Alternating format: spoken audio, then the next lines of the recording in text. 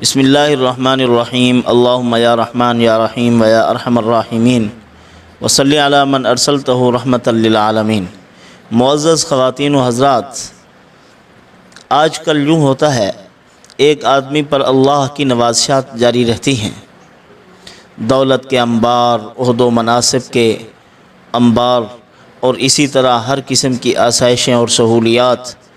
تھوڑا سا اگر اللہ تعالیٰ کہیں کسی مصیبت میں مبتلا فرما دیتے ہیں تو انسان فوراً مایوس ہو جاتا ہے، مایوسی کی طرف چلا جاتا ہے۔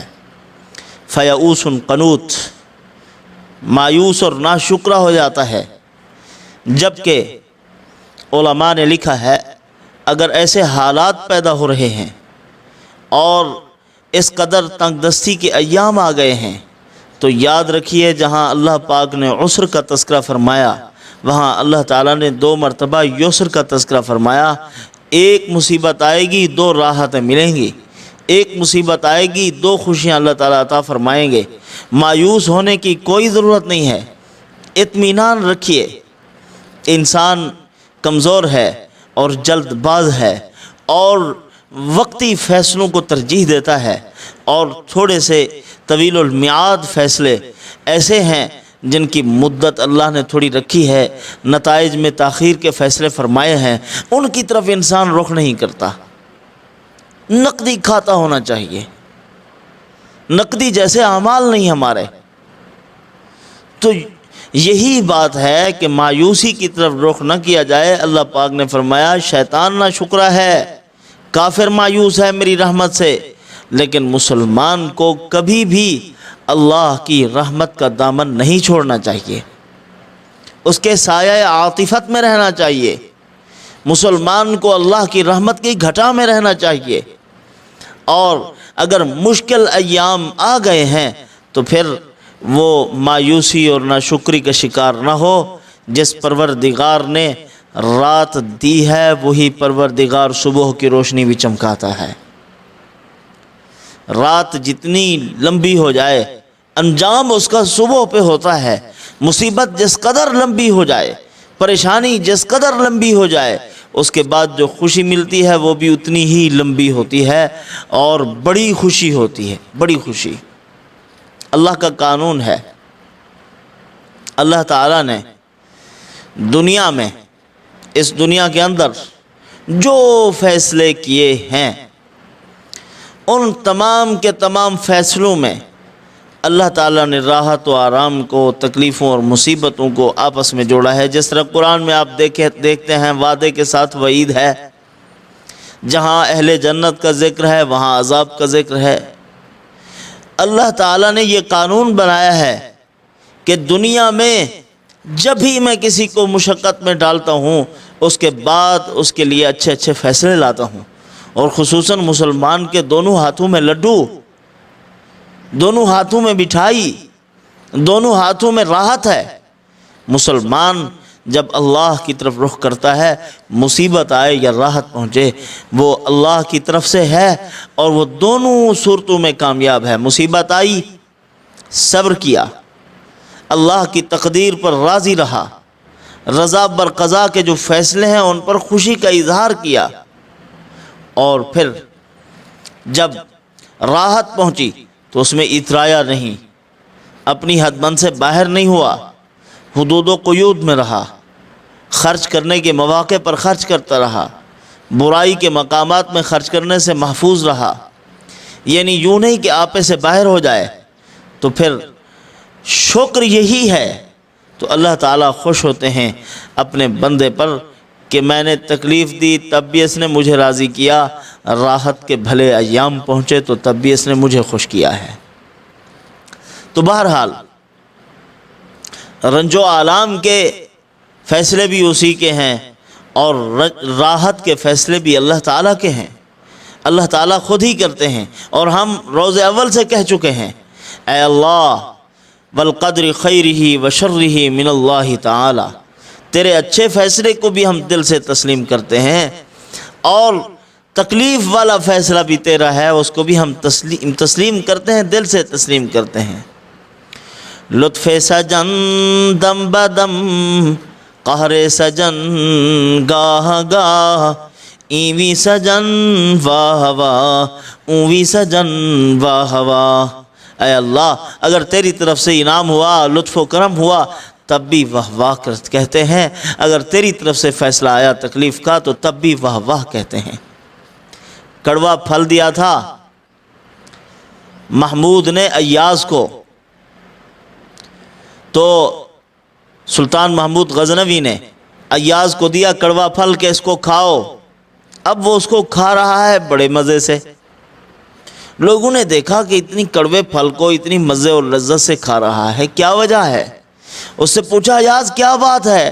اس نے کہا کیوں نہ میں اس کو لذت سے کھاؤں، جو بادشاہ میٹھی نعمتیں دیتا ہے تو وہ محبت سے کھا لیتا ہوں، اگر ایک دن کڑوی نعمت دے دی تو میں اس کو پھر تھو تھو کرتا پھروں، اس کو بھی اسی لذت اور محبت سے کھا رہا ہوں۔ تو جس پروردگار نے خوشی کے ایام مرحمت فرمائے، اگر تکلیف کے دن آ گئے تو اس پر بھی صبر سے کام لینا چاہیے اور خوشی سے برداشت کرنا چاہیے۔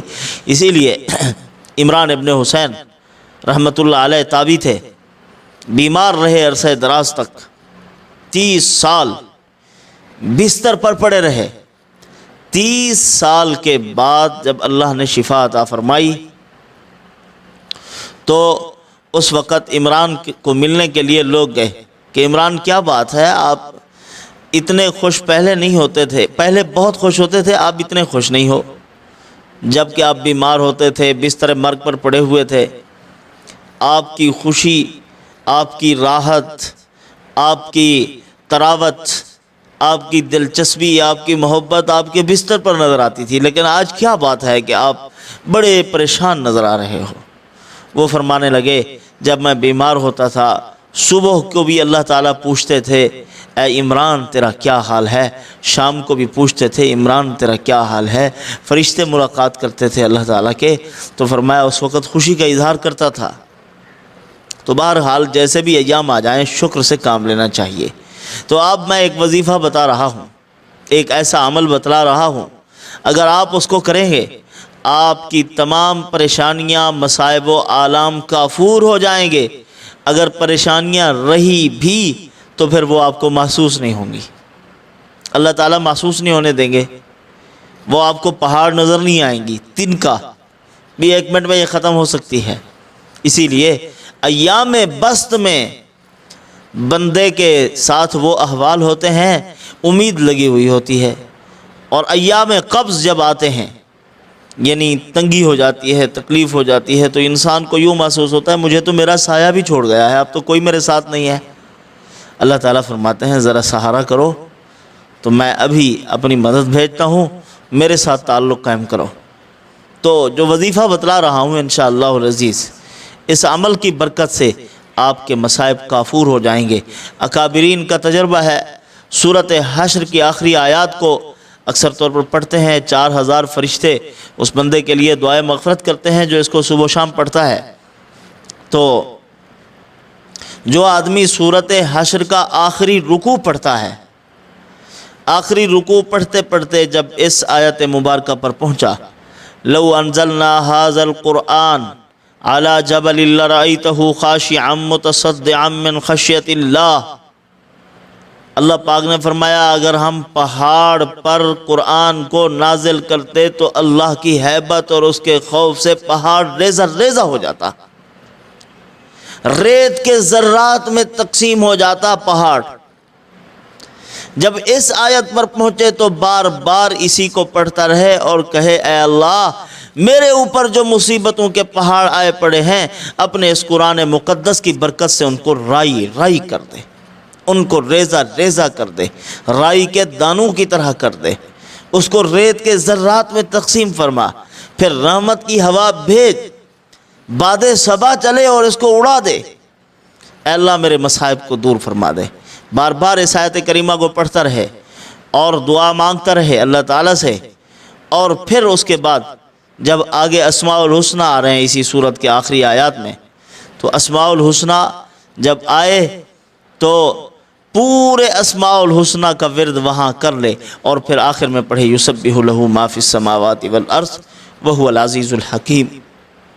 اس کو آپ پڑھیں گے، علماء نے لکھا ہے، اکابرین نے لکھا ہے، اپنے تجربات کی بنیاد پر، اپنی آنکھوں سے مشاہدہ کرنے کے بعد، کہ جو آدمی اس عمل کو کرتا ہے اس کی مصیبتیں یوں اڑ جاتی ہیں کہ چند دنوں کے بعد نام و نشاں بھی نہیں رہتا، اور انسان کے دل میں خیال آنے لگتا ہے کاش کہ وہ مصیبت آئی نہیں تھی میرے اوپر۔ تو اس عمل کو کیجئے انشاءاللہ العزیز، محض اللہ تعالیٰ کے فضل اور اس کے کرم سے آپ کے مصائب دور ہو جائیں گے، اللہ کی رحمتیں آپ کے اوپر برسات کی طرح، موسلادھار بارش کی طرح برسیں گی۔ اس عمل کے بڑے فضائل و فوائد ہیں، اور بھی بے شمار منافع ہیں۔ تو بہرحال تجربہ علماء کا یہی ہے کہ ان کو مشکلات میں پڑھا جائے، مشکلات میں، جب مشکلات سر نہ کھجلانے دے رہی ہوں، تنگی و تکلیف بے انتہا ہو، مصیبتوں کے پہاڑ ٹوٹ رہے ہوں، اس وقت اس کو پڑھنا چاہیے۔ تو اللہ تعالیٰ یوں اسباب پیدا فرمائیں گے، بڑی بڑی چٹانیں ریزہ ریزہ ہو جائیں گی۔ اللہ تعالیٰ ان معروضات پر عمل کی توفیق عطا فرمائے، اور ان اعمال کا فیض ہمیں بھی نصیب فرمائے۔ وما علینا الا البلاغ۔